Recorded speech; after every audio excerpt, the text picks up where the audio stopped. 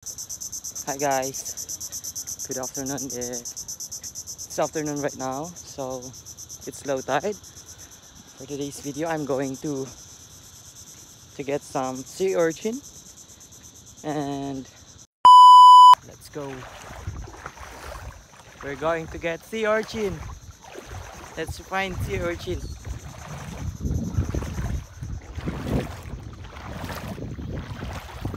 I have balde or bucket. Look at that, guys. Sea urchin.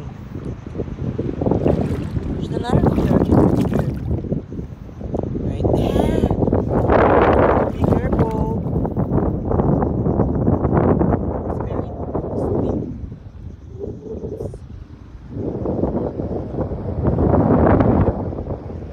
What's right there? I'll show you. A lot of sea urchin right there. Beautiful. Beautiful sea urchin. Still very young. Ano ba hinahanap nyo?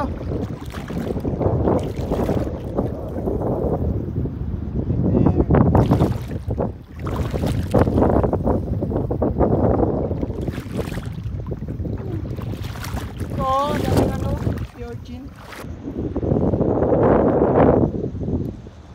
Look at that sea urchin, guys. They're going to collect sea urchin. To get some sea urchin. Mataba rin yun.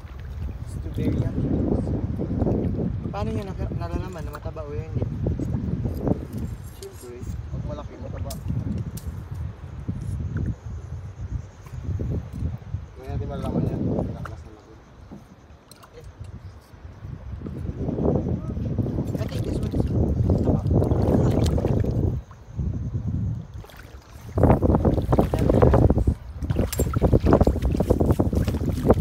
Yan po kumuha ng sea urchin para hindi po kayo matinik. Ganun.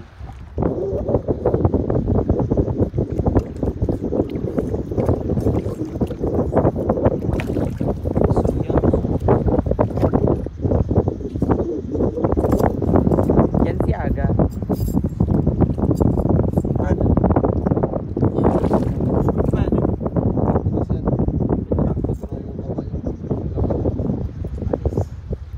Natusok pa si Aga kaya natunaw yung taba.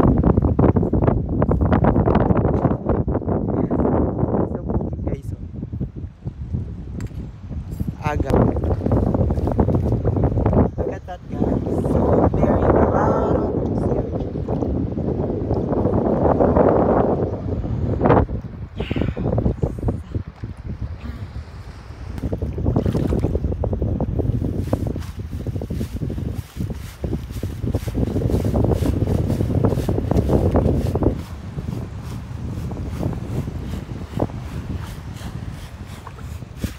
Ganyan po ang tamang pagtanggal ng mga tinik ng sea urchin.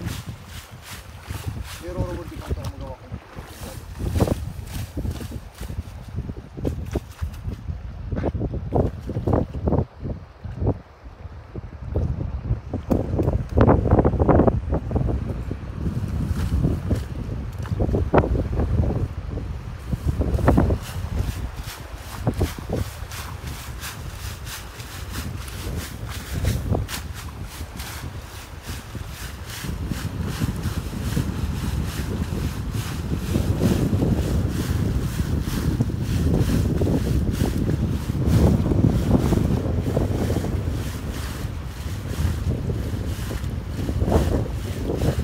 Ayan siya, guys, amat-amat na itong natitanggal.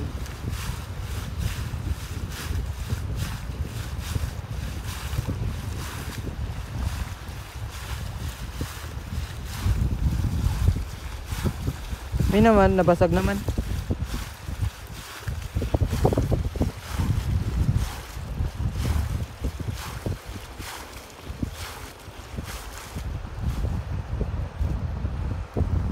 Okay, lagyan ko sa party.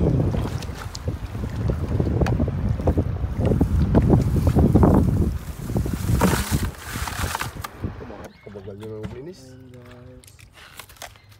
Binubuksan na nila ang sea urchin. Okay, saan ka nabot dito? Yes, parang dagdag lang 1,000. Saka ka na.